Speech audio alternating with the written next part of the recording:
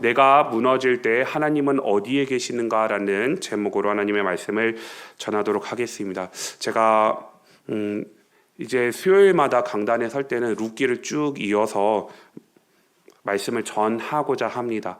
담임 목사님께서 누가복음을 2년 동안 이제 그 말씀을 전해주셨고 사사기를 이제 한다 하셔서, 그래서 하나님, 그러면 저는 앞으로 수요일 날 강단에 서게 될 때 어떤 말씀을 드리고 설까요? 기도하던 중에 주셨던 말씀이 룻기였습니다. 그런데 신기하게도 오늘 1절에 보면 사사들이 치리하던 때에 사사기하고 룻기하고 이렇게 같이 묶어서 가면 너무너무나 좋겠구나 라는 생각을 혼자 열심히 했습니다. 혼자 했어요. 그렇게 주중에 이제 룻기 말씀을 보면서 말씀을 준비하고 있다가 제 사무실에서 또 이제 감정이 복받쳐 올라와가지고 혼자 울고 있어서요. 근데 훌쩍훌쩍 하다가 하필이면 그때 마침 목사님께서 사무실에 들어오시더라고요. 그래서 우는 모습을 보시고 성경 읽다가 은혜 받아가지고 우는구나 하셨는데, 그리고 이제 뭐 그렇게 말씀하셨는데 사실 그게 아니고, 네, 나오미의 오늘 본문에서 나타나는 나오미의 그 지금 상황이 저의 상황과 너무나 비슷한 것 같아서 감정이입이 너무 많이 돼서 몰입이 많이 돼서 사실 계속 이제 전도사님들 앞에서 목사님 앞에서 눈물을 안 보이려고 최선을 다했지만 오늘 새벽에 자면서도 울면서 잤습니다. 일어나 보니까 막 얼굴이 촉촉해가지고 만져보니까 울고 있더라고요. 그럼 왜 이렇게 오늘 본문에 나타난 나오미의 이 모습이 저의 상황과 비슷하다라고 느꼈는지 오늘 말씀을 통해서 하나님께서 주시는 은혜를 같이 나누고자 합니다. 우리가 신앙생활을 하다 보면 이런 질문을 종종 하게 되는 것 같아요. 피할 수 없는 질문 하나를 만나게 되는 것 같습니다. 내가 무너질 때 하나님은 어디에 계시는가? 아무도 나의 삶이 무너지는 것을 원하는 사람은 없습니다. 정말 하나님을 믿고 열심히 기도하고 하나님 앞에서 성실하게 살아가면 하나님께서 복 주셔서 모든 것이 승승장구하고 모든 것이 잘 풀리기를 원하는 것이 인지상정 매 한 가지 모든 사람의 사실 마음입니다. 그런데 살아보니, 죄송합니다, 전 별로 살진 않았지만 그래도 조금 살아보니 인생이 마음대로 되는 것이 하나도 없던데요. 정말 내 계획대로 흘러가는 것이 하나도 없던데요. 건강이 무너질 때도 있고 관계가 끊어질 때도 있고 믿고 있었던 것이 사라질 때가 그게 인생이더라고요. 그리고 그 순간 이렇게 느끼는 순간들이 종종 있었습니다. 이젠 끝이다. 나의 삶 가운데 더 이상 희망이 없다. 나는 이런 삶이 지속된다면 살아서 무엇하지? 라는 사실 그런 마음과 생각이 들 때가 종종 있었습니다. 제가 2007년도에 삼위교회를 다니던 시절에 그 송구영신 예배 끝나고 팀 모임을 하면서 뭐를 뽑았냐면 말씀 카드를 뽑았어요. 우리도 올해 내게 주신 말씀을 뽑았잖아요. 그처럼 말씀 카드를 뽑았는데 저에게 그 해 주셨던 말씀이 뭐였냐면 시편 1297에 119편 71절이었습니다. 그게 뭐냐면 고난당한 것이 내게 유익이라 이로 말미암아 내가 주의 율례들을 배우게 되었나이다. 다른 친구들은 올해 내게 주신 말씀 보고 막 되게 좋아하더라고요. 뭐 내가 너와 함께 하겠다, 복 주겠다, 내가 너를 들어쓰겠다, 막 좋은 말씀들 다 있는데 제가 뽑은 건 고난당한 것이 내게 유익이래요. 하나님 나한테 왜 이러세요? 제 첫날부터 시작하면서부터 왜 이 말씀을 주세요 하고 참 웃을 수가 없더라고요. 그렇게 지내다가 그 해에 어떤 일이 있었냐면 저희 아버지께서 저희 그때 태안에서 굴 양식을 하고 있었거든요. 근데 이제 사람이 없으니까 저희 옆집에 살고 있었던 누나 친구 형을 이제 일용직으로 채용을 해서 돈을 주고 굴 양식장 작업을 하고 있었는데 바다에다가 5m 쇠 파이프를 받고 있었어요. 근데 이제 아빠가 힘에 부치셔서 그걸 잡고 있다가 그 형이 해머로 뭐 있으니까 내려쳤는데 아빠의 오른손을 찍어버린 겁니다. 그래서 손가락이 다 으스러져 가지고 되게 끔찍하죠. 그래서 이제 철심을 박아야 돼서 수술을 했습니다. 11월 달에 그렇게 수술을 하고 입원해서 누워 있는데 12월 7일 날 태안에 기름 사고가 터진 거예요. 그때 아빠가 마을 이장이셨거든요. 입원해 계시다가 이제 손을 치료도 못 하고 그냥 이렇게 둘둘 손을 이렇게 싸고 겨울이었으니까 이렇게 품에 6개월 동안 품고 다니셨습니다. 그리고 그것만 해도 너무 충격이었는데 그해 저는 또 학교를 또 떨어졌죠. 그리고 조금 있다가 아빠가 위암에 걸리시고 이 고난이 연속으로 계속 설상가상 계속 오게 되니까 정말 하나님 여기는 더 이상 내려갈 데가 없습니다. 하나님 이게 내 인생의 끝인 것 같습니다. 하나님 더 이상 내려갈 데가 없습니다 라고 기도했을 때 하나님께서 신기한 일을 보여주시더라고요. 지하문을 오픈하시더라고요. 땅 거기가 끝이 아니고 지하세계도 있어 더 깊은 절망 가운데 하나님께서 내려보내시는 경험을 했습니다. 그때 남긴 질문이 하나님 나의 삶이 이렇게 무너졌는데 하나님 도대체 어디서 무엇을 하고 계세요? 왜 우리 집은 하나님을 잘 섬기고 하나님 앞에 모든 걸 다 걸고 하나님 앞에서 살아가고자 발버둥 치는데 왜 우리 집은 이런 어려운 일들을 겪어야 됩니까? 하나님 도대체 어디서 무엇을 하고 계세요? 라는 질문들을 했던 시절이 있고 지금도 사실 그와 비슷한 시기를 보내고 있습니다. 그 모습이 오늘 본문에 나오미에게서 드러납니다. 1장 1절 말씀을 보시면 이렇게 시작합니다. 사사들이 치리하던 때에 그 땅에 흉년이 드니라 라고 말씀이 시작됩니다. 흉년, 기근이라는 단어이죠. 이 기근은 단순한 문제가 아닙니다. 오랜 시간 동안 기근이 들어서 사실 엘리멜렉의 가정이 삶이 송두리째 흔들렸습니다.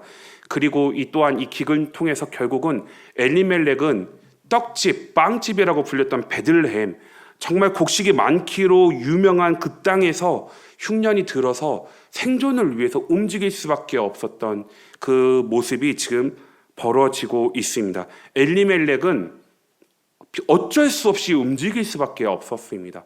베들레헴이라고 떡집이라고 정말 곡식이 풍성하다라고 해서 이름 붙었던 그 지역에 기근이 들고 흉년이 들어서 생존을 위해서 움직일 수밖에 없었습니다. 그래서 가족들과 함께 모압으로 떠납니다. 살기 위해서 모압으로 떠납니다. 그런데 1절 말씀을 보시면 엘리멜렉은 그 땅 가운데 거주하려고 간 게 아닙니다. 1절 말씀 중간 부분을 보시면 마지막 절을 보시면 모압 지방에 가서 거류하였는데 라고 기록하고 있습니다. 즉 머물기 위해서 간 게 아니고요. 기근이 들어서 잠깐 피해서 갔던 겁니다. 이 기근 지나가면 모압 땅에서 다시 베들레헴 땅으로 우리 돌아와야지 라고 그냥 기근을 피해서 흉년을 피해서 잠깐 소나기 피해서 갔습니다. 그런데 성경은 뭐라고 얘기를 하냐면 2절 마지막 절에 보면 거기에서 살더니라고 이야기를 합니다. 소나기를 피해서 잠깐 흉년을 피해서 모압 지방에 갔다가요. 거기에 안전히 눌러 앉게 되었습니다. 거기에 살게 되었습니다. 잠깐이라고 생각하고 움직였던 그 선택이 엘리멜렉 가정의 삶이 되어버렸습니다. 그러면서 3절 말씀을 보면 나오미의 남편 엘리멜렉이 죽었다라고 기록하고 있습니다. 큰일 났네요. 흉년이 들어서 지방 가운데 어려움이 생겨서 살아보겠다고 모압 지방으로 잠깐 이사 왔는데 거기 살다 보니까 남편이 죽었어요. 어떻게 먹고 살죠? 어떻게 먹고 살죠? 나는 어떻게 살아야 되죠? 고민하고 있을 때 보니까 그래도 감사한 것은 뒤에 3절 하반절 말씀을 보시면 나오미와 그의 두 아들이 남았으며 라고 말씀하고 있죠. 남편 죽어서 너무 힘들고 고통스럽지만 나 이거 어떻게 살까 싶었던 찰나에 그래도 감사한 건 두 아들이 남아 있었습니다. 이 아들 빨리 장가 보내서 가정을 꾸리고 이 아들 밑에서 내가 살아야겠구나. 나오미는 그렇게 생각했을 겁니다. 그래서 4절과 같이 반응을 하죠. 함께 읽어보겠습니다. 그들은 모압 여자 중에서 그들의 아내를 맞이하였는데 하나의 이름은 오르바요 하나의 이름은 루시더라.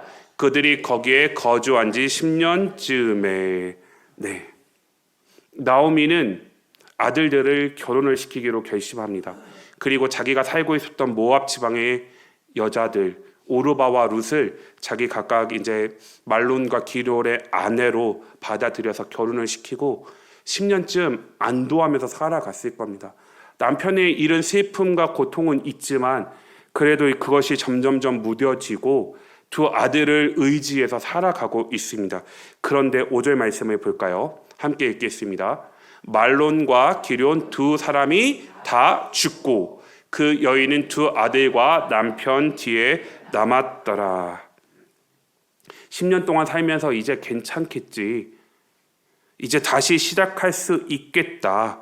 그런데 5절의 말씀은 이렇게 이야기합니다. 말론과 기럨 두 사람이 다 죽고입니다. 자기가 의지하면서 살아갈 수밖에 없었던 그 두 아들도 웬일인지 죽었습니다. 그리고 성경은 3절과 5절에 이렇게 이야기합니다. 남겨졌다라고 이야기합니다. 남겨졌다. 남편 없습니다. 아들 없습니다. 이건 가족을 이룬 단순한 슬픔 그 이상입니다. 인생 전체가 송두리째 무너져 버린 것입니다. 이 시대는 여자 혼자 살 수 없는 시대였습니다. 남편을 의지해야, 아들을 의지해야 살 수 있었던 시대였는데 흉년을 피하려고 왔던 모압 지방에서 남편도 잃었고 그나마 의지하고 살아갈 수밖에 없었던 두 아들도 잃었습니다. 삶이 송두리째 망가졌습니다. 더 이상 나오미에게는 미래가 없습니다. 소망이 없습니다.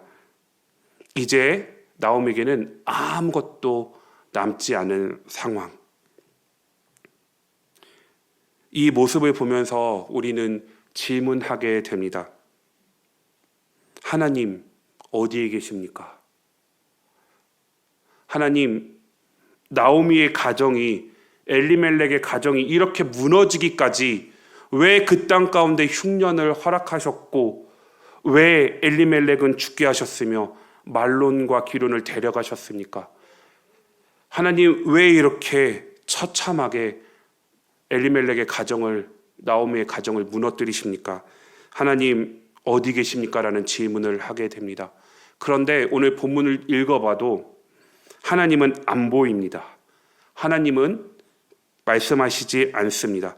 기근은 있는데, 죽음은 있는데, 상실의 슬픔은 가득한데 하나님은 없습니다. 왜 그럴까요? 왜 하나님은 한 사람의 가정이 풍비박산 났는데도 왜 아무 말씀도 안 하시고 왜 침묵하고 계실까요? 하나님은 왜 도대체 이렇게 가정 가운데 이런 어려움들을 허락하셨을까요? 왜 하나님은 또한 나오미의 가정처럼 우리가 무너질 때 하나님은 어디에 계시며 또 왜 침묵하고 계실까요? 그것을 오늘 본문은 보여주고 있습니다. 이에 대한 대답은 욥기를 보면 잘 알 수 있습니다. 욥기를 보면 1장, 2장을 읽어보시면 욥이 동방의 완전한 의인이다라고 소개를 하면서 욥기가 시작이 됩니다. 그런데 어느 날 사탄이 하나님의 아들들 사이에 와서 이제 하나님과 대화를 하는 장면이 그려지죠.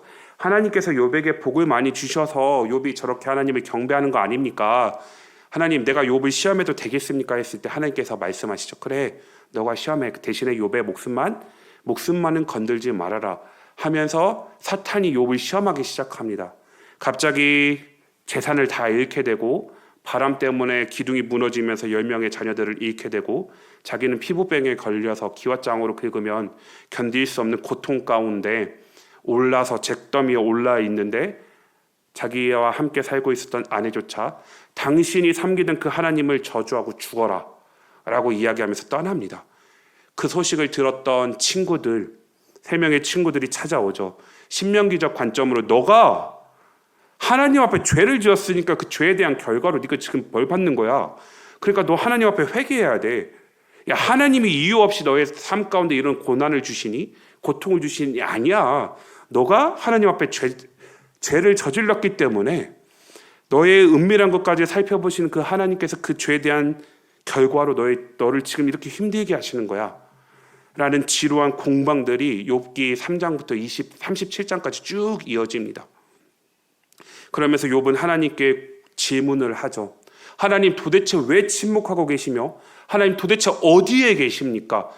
욥기 23장을 읽어보시면 내가 좌로 가도 내가 우로 가도 하나님을 도대체 만날 수가 없습니다. 하나님 도대체 어디 계십니까? 라는 그 깊은 질문 가운데 하나님께서는 욥기 38장부터 나타나십니다. 근데 욥이 하나님 어디에 계십니까? 왜 침묵하고 계십니까? 내 삶에 고난이 오는 이유가 무엇입니까? 라고 질문했을 때 하나님은 동문서답의 답을 주십니다. 욥의 질문 가운데 대답을 하시는 게 아니고요. 38장부터 41장까지를 보시면 하나님이 이상한 소리를 하십니다. 욥아, 너 대장부처럼 가만히 서서 내가 질문하는 거에 너 대답해봐. 너 내가 이 땅에 기초를 놓을 때 너 어디 있었니? 너 내가 이 땅을 창조할 때 너 어디 있었니? 라고 하시면서 하나님께서 베헤못과 리와 야단을 통해서 쭉 말씀하십니다. 그러면서 욥기의 대답은 그렇게 끝납니다. 하나님께서 욥이 고난당했던 이유에 대해서 설명해 주신 게 아니고 그 상황 가운데 하나님은 욥의 질문에 대답을 하지 않으시고요. 오히려 그냥 자기 자신을 드러내 보여주셨습니다. 이게 욥기의 결론입니다. 의인이 당하는 고난에 대한 이유에 대해서 너는 이래서 고난을 당하는 거야. 고난에 대한 이유를 설명해 주신 게 아니고 그냥 하나님 자신을 욥에게 드러내 보여주셨습니다. 이게 무슨 의미일까요? 그리고 욥에게 이게 위로가 됐을까요? 그런데 41장 6절에서는 분명히 이야기합니다. 내가 귀로 만들었사오나 이제 눈으로 주를 배움나이다. 욥이 분명히 대답합니다. 왜 하나님은 고난 가운데 그 고난의 이유를 설명하시지 않고 자기 자신을 드러내 보여주셨을까요? 38장부터 41장까지의 내용은 한마디로 요약하면 이겁니다. 욥아, 나는 지금도 이 피조 세계를 다스리고 통치하는 여호와 하나님이야 라는 부분들을 이걸 통해서 욥의 그 고난의 이유 가운데 대답을 해주시는 거죠. 하나님은 고난 중에 있는 욥에게 고난의 이유를 설명하시지 않고 그냥 자기 자신을 드러내 보여주셨습니다. 이것이 성경에 말씀하고 있는 위로입니다. 진짜 위로는요, 우리 인생 가운데 고난이 찾아왔을 때 진짜 성경이 말하는 위로는 그 고난이 해결되는 것이 위로라고 이야기하기보다 나의 고난의 이 상황이 하나님 손 안에 있다라는 그 확신을 갖는 것이 진정한 위로이다라고 이야기를 하고 있는 겁니다. 조금 더 쉽게 말하자면 왜 이런 일이, 왜 이런 고난이, 왜 이런 고통이 나의 삶 가운데 일어났는지 생겼는지 알지 몰라도 분명한 것 한 가지는 이 상황을 우리 하나님께서 여전히 다스리시며 통치하고 계신다는 것, 그것을 아는 것이 진정한 위로이다 라고 말씀합니다. 고난의 문제는 왜 이 고난이 나에게 왔는지 원인을 알므로 그 원인에 대한 이해로 해결되는 것이 아니고 하나님의 만남으로 해결되는 것임을 욥기를 통해서 말씀해 주시고 또한 욥기를 읽고 듣는 우리에게도 동일하게 말씀해 주시고 계십니다. 하나님은 문제를 해결해 주심으로 위로하시지 않습니다. 대신에 하나님은 여전히 다스리고 계심을 보여주심으로 우리를 위로하시는 분이십니다. 이 모습이 오늘 본문의 모습에도 그대로 드러납니다. 그리고 또한 이런 맥락과 비슷하게 동일하게 보여주신 분이 계십니다. 바로 예수님께서 이 부분을 보여주셨는데요. 마가복음 6장 34절 말씀을 함께 읽어볼까요? 네, 앞에 자막에 있습니다. 마가복음 6장 34절 말씀입니다. 함께 읽겠습니다. 예수께서 나오사 큰 무리를 보시고 그 목자 없는 양 같음으로 인하여 불쌍히 여기사 이에 여러 가지로 가르치시더라. 아멘. 예수님께서 제자들을 파송하셨습니다. 그리고 제자들은 예수님의 말씀을 따라서 마을로 돌아다니면서 귀신도 내쫓고 복음도 전합니다. 그리고 너무나 힘들고 지친 가운데 돌아왔어요. 그래서 예수님께서 그 모습을 보시고 너희가 한적한 곳에 가서 쉬어라 라고 말씀하시고 배를 타고 한적한 광야가 있는 곳으로 이동하려는 모습을 보고 또한 많은 사람들이 그 모습을 보고 막 열심히 달려가지고 예수님이 배를 타고 가시는 곳까지 따라옵니다. 딱 그 따라오시고 딱 그 많은 사람들이 따라오고 예수님이 배에서 딱 내리시는 장면이 딱 34절의 장면이에요. 예수님께서 배에서 딱 내리시면서 고개를 딱 드셨을 때 무엇을 보셨냐? 큰 무리를 보셨습니다. 그런데 이 무리의 상태는 어떤 상태였냐면 목자 없는 양 같은 상태였다라고 성경은 이야기합니다. 사실 이 사람들은 예수님을 쫓아온 이유가요, 자기가 가지고 있었던 삶의 문제, 고난, 질병의 문제, 삶의 여러 가지 문제들 때문에 예수님 만나면 그 문제들을 해결받을 수 있다라는 생각 가운데 예수님을 쫓아왔던 무리였거든요. 그런데 성경은 그 사람들의 본래 심성, 그 안에 있는 내면의 상태를 분명하게 이야기합니다. 목자 없는 양 같은 상태. 즉, 참된 목자가 없어서 영원히 방황하고 있는 그 상태, 영원의 결핍이 있는 그 상태, 그것을 보시고 예수님께서는 창자가 끊어지는 고통 가운데 그들을 불쌍히 여기셨습니다. 그리고 너무너무나 고통스러워 하셨습니다. 원래 하나님께서 사람을 창조하신 목적과 다르거든요. 고통과 고난과 질병 가운데, 어려움 가운데 있는 모습은 원래 하나님께서 사람을 창조하신 목적이 아니었거든요. 그래서 그들을 불쌍히 여기셨습니다. 그리고 제가 이상했던 점은 이 점입니다. 그래서 그 이유 때문에 여러 가지로 가르치시더라. 이해가 안 갔습니다. 왜 그랬냐면, 이 큰 무리가 자신의 고난과 고통과 질병과 여러 가지 인생의 문제들 가운데 자신의 힘으로 해결할 수 없는 문제를 가지고 예수님께 찾아왔어요. 심지어 배를 타고 이동하신 그곳까지 다름질해서 쫓아왔단 말이에요. 예수님은 그 무리를 보고 불쌍히 여기셨으면 마땅히 나타나야 되는 반응이 무엇이었냐면 그들의 문제를 해결해 주셔야 되잖아요. 그게 순리 아닌가요? 그리고 뒤에 어떤 사건이 있냐면 오병이어의 사건이 나옵니다. 그 백성이 줄인 모습을 가지고 하늘을 우러러 축사하시고 물고기 2마리와 보리떡 5개를 떼어주심으로 그들을 먹이세요. 그 인생의 배고픔의 문제를 해결해 주시는 건 그 다음입니다. 그 문제 전에 예수님께서는 어떻게 하셨다라고 기록하고 있냐면 이에 여러 가지로 가르치셨다라고 분명히 이야기하고 있습니다. 왜요? 왜 예수님은 인생의 그 배고픔의 문제를, 여러 가지 문제를 해결해 주시기 전에 먼저 이에 가르치시더라라고 성경이 기록하고 있을까요? 여기에 중요한 포인트가 있기 때문입니다. 사람은 배고픔의 문제가 아니라, 고난의 문제가 아니라, 고통의 문제가 아니라, 질병의 문제가 아니라 하나님 없이 살아가는 것이 더 큰 문제임을 알려주시고자 하셨던 의도가 있습니다. 너네들이 배고픔 때문에, 굶주림 때문에, 인생의 질병 때문에, 고통 때문에, 고난 때문에 지금 나에게 다름질해 왔지. 그런데 얘들아, 너네들에게 더 큰 문제가 있어. 그것이 무엇이냐면 너네들이 하나님 없이 살아가고 있는 그 삶이, 목자 없는 삶을 살아가고 있는 삶이 더 큰 문제야. 그래서 내가 너희들의 문제를 해결해 주기 전에 너희가 이것을 분명히 알아야 돼. 너희가 고통 중에 있어서 힘들고 슬프니, 고난 중에 있어서 힘들고 슬프니, 너무나 괴롭고 어렵니, 모든 것이 다 무너졌다고 생각이 드니? 그런데 그 순간 가운데 그 상황을 통치하고 계시는 여호와 하나님을 바라보지 못하는 것, 그 하나님의 임재를 알지 못하는 것, 그것이 더 큰 문제야 라고 그것들을 보여주시고자 예수님께서 그들을 먹이시기 전에 하나님의 말씀을 충분히 가르치셨습니다. 이 모습이 오늘 본문의 모습과도 맥이 다 있습니다. 3절과 5절, 본문으로 돌아와서 3절과 5절 말씀을 보시면 엘리멜렉이 죽었다라고 얘기하지 않고 그의 남편 엘리멜렉이라고 이야기합니다.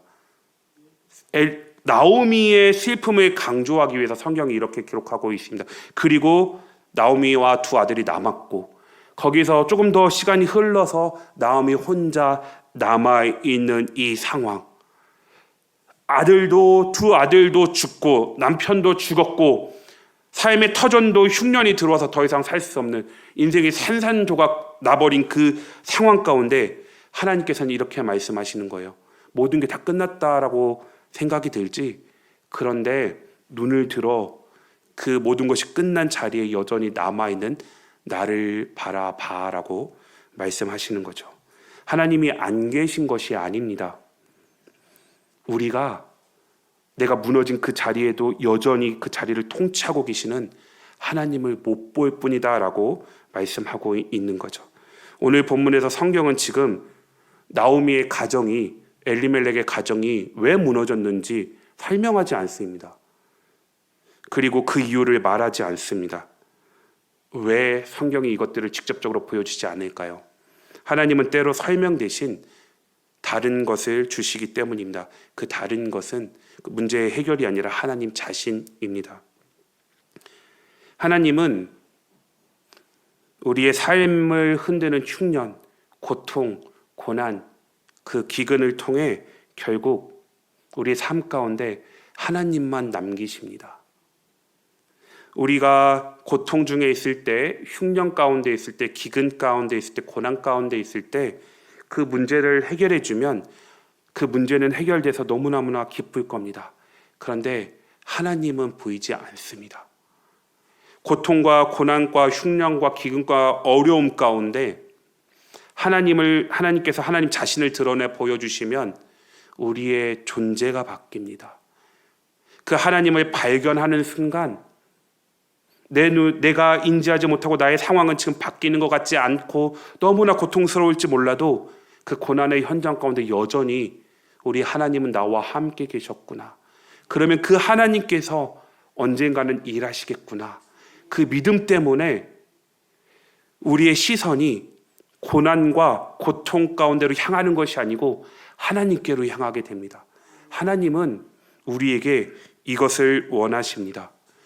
그리고 성경은 이것이 가장 복된 인생이다라고 이야기를 합니다. 사람은 적어도 저는 간사한 것 같습니다.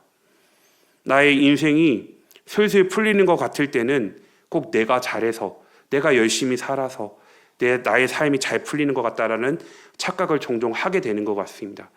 그런데 다시금 나의 삶 가운데 이유 모를, 원인 모를 고난과 어려움이 찾아오기 시작하면 붙들 수 있는 게 하나님밖에 없습니다. 그 삶의 현장 가운데 처절하게 무너져서 더 이상 의지할 수 있는 단 하나도 남지 않은 그 순간에 그때서야 온전히 하나님께 시선을 돌리게 되는 저 자신을 종종 발견하게 됩니다. 근데 이런 모습이 비단 저만의 모습일까요? 그렇지는 않은 것 같습니다. 우리 성도님들의 인생 가운데도 고난이 찾아올 때가 있고 고통과 기근이 찾아올 때가 있습니다. 그런데 더 힘든 것은 그 고통의 이유, 고난의 이유, 원인을 모를 때 너무너무나 답답합니다. 왜 나에게 이런 슬픔과 고통과 어려움들이 찾아오지? 왜 나에게 이런 너무나 감당하기 벅찬 어려움들이 찾아오지? 하나님 이것 좀 제발 해결해 주세요 라고 아무리 간절히 기도해도 하나님은 침묵하시는 것 같습니다. 하나님은 응답하지 않으시는 것 같습니다. 하나님 나 죽을 것 같아요 비명을 질러도 하나님은 바로 그 문제를 해결해 주시지 않습니다. 그런데 그 자리에 그 고난의 현장 가운데 여전히 하나님은 함께하고 계셨습니다. 그리고 하나님께서 말씀하고 계시죠. 내가 너와 함께할 거야. 내가 너와 함께할 거야. 그리고 그 무너진 그 자리에 하나님 한 분만을 남기시는 그 믿음의 고백을 기뻐하신다는 것. 그렇게 하나님과 함께 있다 보면 어느 사이인가 삶의 어려움들이 하나씩 하나씩 지나가 있더라고요. 이것이 성경은 정말 복된 인생이다라고 이야기합니다. 하나님과 동행하는 삶. 하나님은 우리를 이렇게 길러내길 원하시고 하나님의 자녀가 이렇게 살아가길 원하십니다. 그 은혜가 우리 성도님들의 삶 가운데 가득가득 넘치었으면 정말 좋겠습니다. 문제가 해결되면 우리는 다시 문제 중심으로 살아갑니다. 하지만 하나님을 만나면 우리는 하나님 중심으로 살아가는 사람으로 바뀌게 됩니다. 모든 것이 무너지고 희망이 사라진 그 자리에도 하나님은 여전히 남아 계십니다. 그래서 우리는 때때로 무너져도 괜찮습니다. 아직 하나님이 남아 계시고 그 자리에서 하나님께서 우리를 붙들고 계시기 때문에 우리가 무너질 때도 하나님은 여전히 우리와 함께 계심을 믿고 혹시 고난 중에 고통 가운데 있는 분이 계시다면 지금 그 자리에서 문제 해결을 위해서 기도하기보다 나와 함께하고 계시는 그 하나님께 우리 시선을 온전히 집중하고 그 하나님을 기대하고 그 하나님의 일하심을 또 바라보면서 그 하나님 손 붙잡고 다시 일어나시는 우리 교회 성도님들 되시기를 예수님의 이름으로 축복합니다. 다 함께 기도하겠습니다.